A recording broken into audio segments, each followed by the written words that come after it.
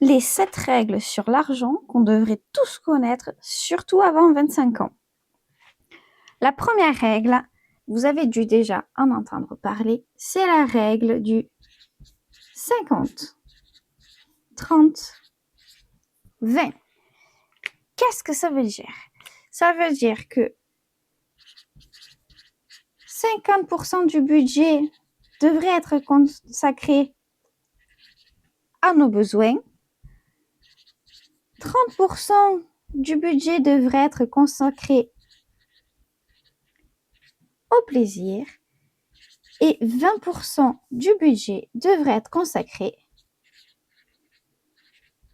à l'épargne. Voilà ce que veut dire cette règle. Maintenant, qu'est-ce qu'on y met? Dans les besoins, on va y mettre les choses dont on ne peut pas se passer. Typiquement, ça va être tout ce qui est le loyer, l'électricité, etc. Des charges qui sont incompressibles. Ensuite, dans les plaisirs, qu'est-ce qu'on va y mettre? On va y mettre les abonnements, tout ce qui va être salle de sport, les restos, shopping, etc. Et sur l'épargne, l'idéal, c'est de faire 2 épargnes. L'épargne dite de précaution et l'épargne pour les projets. Alors, bien évidemment, c'est très beau d'avoir une règle comme ça sur le papier, mais c'est toujours mieux de pouvoir l'adapter. Parce que pour le coup, cette règle, elle fonctionne très bien sur des salaires pour des personnes qui vont avoir 2 000 € par mois, par exemple, ce qui vont leur faire 750 pour les besoins quotidiens, 450 pour les loisirs et 300 € d'épargne mensuelle. Donc ça, c'est plutôt correct pour le coup. Mais c'est beaucoup plus difficile quand on a un salaire moins élevé comme un SMIC. Dans ce cas-là, qu'est-ce qu'on fait? Eh bien, on adapte. On va adapter la règle. Et cette fois, notamment pour le SMIC, on va plus faire 50, 30, 20. On va plutôt passer sur un 70, 15, 15. On reste toujours dans des proportions où les besoins vont être beaucoup plus importants que les plaisirs et que l'épargne. Mais surtout, on n'oublie pas l'épargne qui, elle, est notamment la plus importante de tous. Passons à la règle numéro 2. Celle-là, c'est la règle du 3, 6. Alors, dit comme ça, on dirait un résultat de match de foot, mais pas du tout. Ça veut dire qu'on devrait avoir sur notre épargne de précaution l'équivalent de 3 à 6 mois de dépenses. Tout simplement, c'est ça que ça veut dire. L'épargne de précaution, c'est quoi? L'épargne de précaution, c'est une épargne qui va être destinée aux urgences. Typiquement, ça va être des pannes de voiture, problèmes de santé, etc. Ça va être des choses qu'on ne peut absolument pas ignorer et qu'il faut absolument payer tout de suite. Pour le coup, c'est pour ça que c'est important d'avoir ces 3 à 6 mois de dépenses mensuelles de côté, ce qui permet de gérer les urgences. Et c'est pas une épargne qui est destinée pour le plaisir, pour se payer des vacances en Italie, par exemple. D'accord? Donc, l'idéal, c'est d'avoir cette épargne sur un compte type livret A non bloqué. Pour que ce soit accessible rapidement. Et ça vous évitera d'être à chaque fois en stress parce que vous avez une grosse dépense, un imprévu qui tombe. Nous voici à la troisième règle. Et celle-là, elle est simple comme bonjour, même si elle n'est pas toujours évidente à mettre en place. C'est loyer x 3. Voilà. Tout simplement, ça veut dire que dans l'idéal, il faudra avoir 3 fois le montant du loyer en salaire. Typiquement, si vous avez un loyer de 500 €, il faut que vous gagniez au minimum 1500 €. En fait, c'est tout simple. C'est pour vous permettre d'avoir suffisamment d'argent de côté et de reste à vivre. Alors, je sais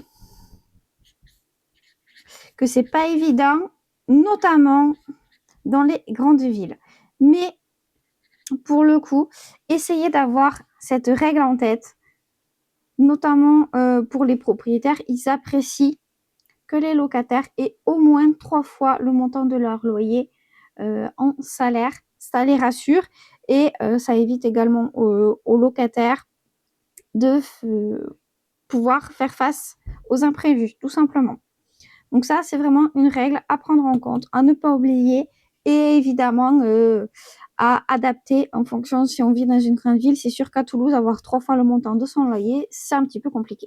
Passons à la règle numéro 4. Alors celle-là, avec celle-là, je ne vais pas me faire que des amis. Cette règle, c'est payer double. Ah ah! Vous l'avez pas vu venir celle-là, hein? Payer double, ça veut dire quoi? Ça veut dire que quand vous voulez faire un achat, disons, vous voulez faire du shopping, vous voulez vous acheter une petite veste, hein, on va dire, à 50 €. Elle vous plaît. Et vous vous dites, 50 €, ça va, je peux largement me le permettre. La règle du payer double, ça veut dire quoi? Ça veut dire que dans votre tête, il faut que vous vous dites que cette veste ne coûte pas 50 €, elle coûte 100 €. Est-ce qu'à 100 €, vous avez les moyens de vous la payer ou pas? Si vous n'avez pas les moyens de sortir 100 €, vous n'avez pas les moyens d'acheter cette veste à 50 €. C'est ça que cette règle veut dire. Parce que quand vous achetez cette veste à 50 €, vous mettez donc 50 € pour la veste et vous mettez le double sur votre épargne. Oui, je sais, c'est pas facile, mais ça vous permet d'agrandir votre épargne plus rapidement, tout en continuant à faire des achats shopping.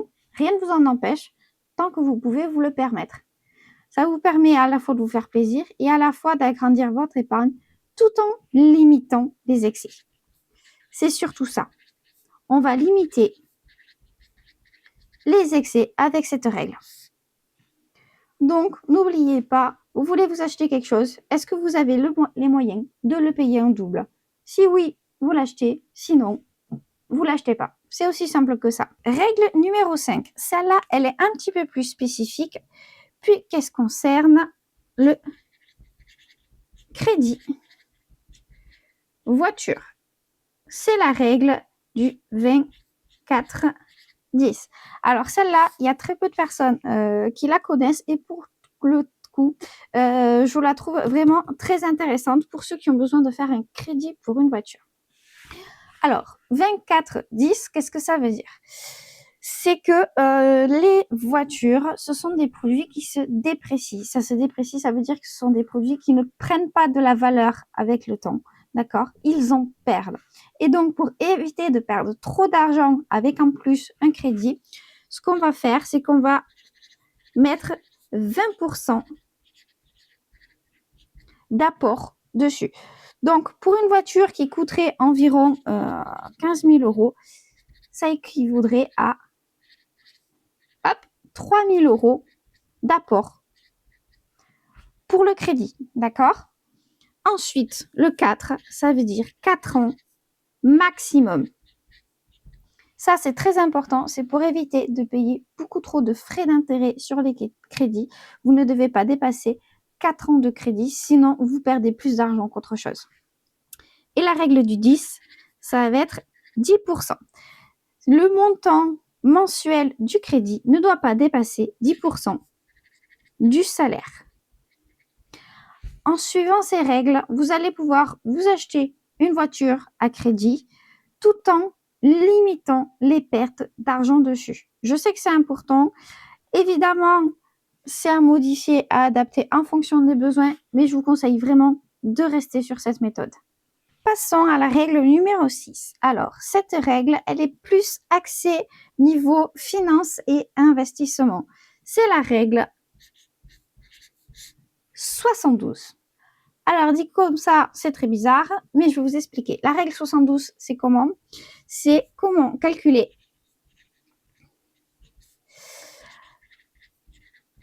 comment on va faire pour doubler les investissements.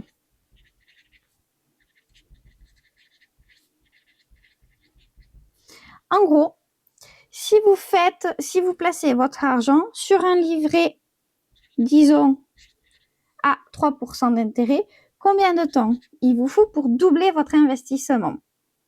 Eh bien, c'est très simple, vous faites 72 divisé par 3, ce qui vous fait 24 ans. Avec un livret à 3%, vous mettrez à peu près 24 ans à doubler votre mise. Et si au contraire, vous avez un rendement, disons, de 9% sur vos investissements, ce qui va être le cas sur des comptes d'investissement, type compte titre, PEA, etc. Là, on va faire du coup 72 divisé par 9 et on tombe à 8 ans. Donc, vous pourrez doubler votre argent investi en seulement 8 ans. C'est ça la règle des 72. Alors bien sûr, c'est un chiffre approximatif, c'est surtout pour vous donner une idée des rendements et du temps que ça va prendre pour doubler votre mise, tout simplement. Et enfin, la fameuse 7e et dernière règle, qui est la règle des 4%. Alors là aussi, on est sur une règle un peu spécifique puisque c'est une règle de finance, en fait. La règle des 4%, ça veut dire quoi? Ça veut dire qu'au moment de l'indépendance financière, vous allez pouvoir retirer 4% chaque année de votre investissement.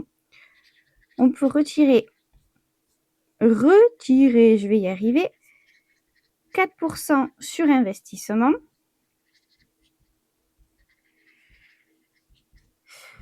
tout en continuant à avoir de l'argent qui rentre tous les mois grâce justement à ces investissements. En fait, c'est très simple, c'est que ils partent du principe qu'on peut retirer en toute sécurité 4% à partir du moment où les investissements nous rapportent beaucoup plus que ces 4%. En moyenne, on va plutôt être sur des rapports d'investissement entre 8 et 10% par an, ce qui va permettre de retirer de l'argent en toute sécurité chaque année et pouvoir se faire plaisir une fois qu'on a notre indépendance financière. Alors, c'est bien joli, mais combien on peut retirer avec ça? Eh bien, c'est pas compliqué. Vous avez ce qu'on appelle la règle des 300. En fait, ce qu'il faut faire, c'est que votre revenu que vous voulez avoir par mois, par exemple, vous voulez avoir 2000 € par mois, vous le multipliez par 300, ça vous donne 600 000 €. Et pour être tranquille, donc vous allez pouvoir retirer 4% de 600 000 € chaque année, ça vous fait 2000 € par mois. Si vous voulez aller voir, admettons, vivre avec 3000 € par mois, vous multipliez par 300, il vous faudra avoir 900 000 € d'investissement pour pouvoir avoir vos 3000 € par mois une fois que vous serez indépendant financièrement parlant. Voilà, c'est ça la fameuse règle des 4%. Bien évidemment, ça demande beaucoup de temps et ça demande de s'y connaître un petit peu en investissement, mais ça, on pourra en faire une vidéo un petit peu plus tard où je vous expliquerai les principales règles à connaître en investissement. Après, ce sera à vous de chercher, de faire vos petites recherches pour savoir quelle sera la meilleure méthode pour vous, celle qui sera la plus adaptée. Voilà, j'espère que j'ai répondu à vos questions avec ces différentes règles et qu'elles vous seront utiles par la suite. Bye!